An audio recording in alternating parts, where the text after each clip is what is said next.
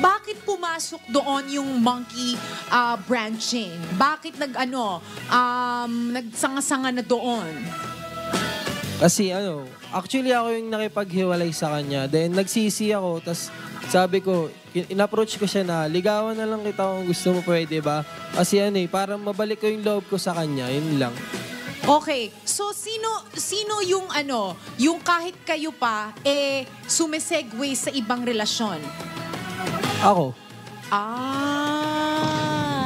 Ayun naman. Ikaw pala. Ikaw na nga. Ikaw naman pala. Akala ko naman si ate girl na ex mo. Yung pala ikaw ang nag-alaunggoy. Patingin nga ng face. I-close up nga natin yan direct kung may malaunggoy ang dating. Kung malaunggoy ang datingan nito ni Kurt. Okay, so nagka-gets ko na yung story dahil nagkaroon ang LDR relationship. Ayon, doon ka nakaisip na ang layo-layo niya, bakit hindi ako sumegway sa mas malapit sa akin? Ganun ba yon? Hindi naman sa ganun. Pero parang ganon? Parang ganun na nga. Okay, so, nung ikaw ay talagang nangangapit bahay na, literal na malapit lang talaga sa'yo. Hindi naman. Sumasakay. Nagko-commit pa rin ako, pero hindi katulad sa kanya malayo talaga. So, ilang oras ang biyahe mo dito sa sideline mo na girl? Ano lang, 13 minutes lang siguro to 15. Yun lang. Ganun lang kalapit. Parang alam niyo mga kapatid ha, first time namin na magkaroon dito ng Heart Hunter na siya yung naging dahilan kung bakit sila naghiwalay. So, siya yung hahanapan natin today, pero ikaw ba ay nagbago na? Kasi ang gaganda ng mga cupids natin dito, baka pag nalaman mo kung gaano kalayo ang mga bahay nila, baka mag-unggoy-ungguyan ka na naman. Charot lang.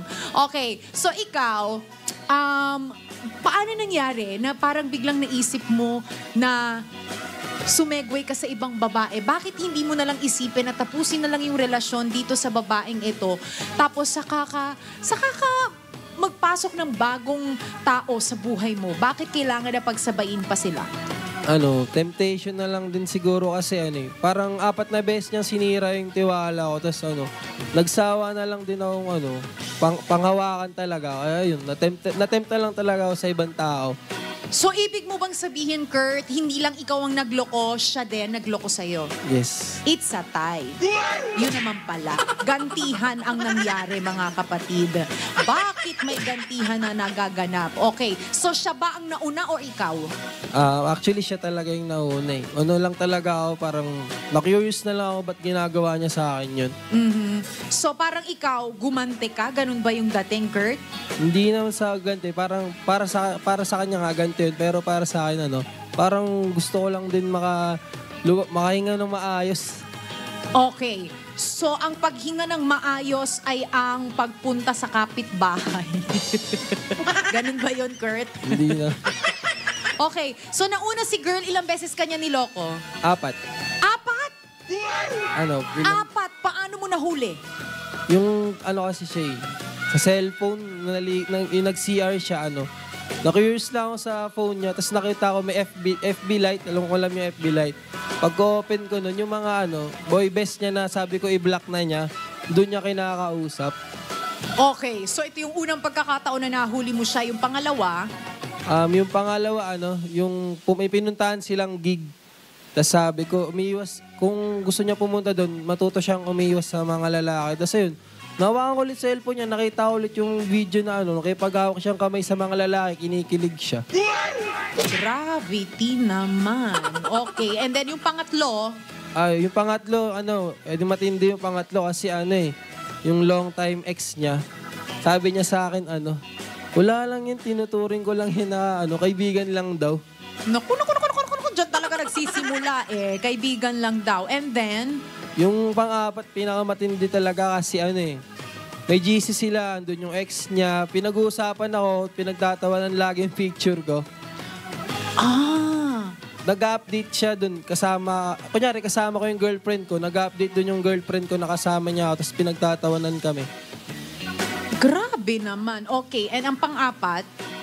Yun na yung pang-apat. Ay, pang-apat na pala, sorry. Naano ako eh. Pangatlo, pang-apat. Oo, akala ko may additional. Okay, so sa apat na yun, hindi mo man lang ba siya kinausap? Sa una, pangalawa, pangatlo, bakit umabot pa sa pang-apat? At bakit pinagtatawanan ka ng sarili mong jowa? Kinausap ko naman siya. Nag-iiniyak pa nga sa akin eh. Nagsisisi na daw siya. Sabi ko, 4th time na to. Baka magpanglima pa. Ayoko. Doon ako bumitaw. Ako talaga yung nakipag-iwalay. Okay. So, sa madaling salita, naghiwalay na kayong dalawa. Opo. Okay.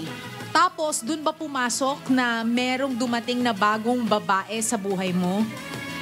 Actually, hindi naman siya bagong babae para sa akin. Parang ano lang, entertainment lang talaga. Hindi ko siya... Taray! Paano? Entertainment? Taray! Hindi ko naman siya nagustuhan talaga. Parang usap-usap lang talaga. Ganun lang. Okay, so Chat-chat lang. paano ka ine-entertain? Parang gawaing mag-jowa. Ga-update ganun, kumakain sa labas. Tapos, jowa-jowaan ng peg. Daray. Oo, lambing-lambingan, sweet-sweetan, kilig-kiligan, pero entertainment lang.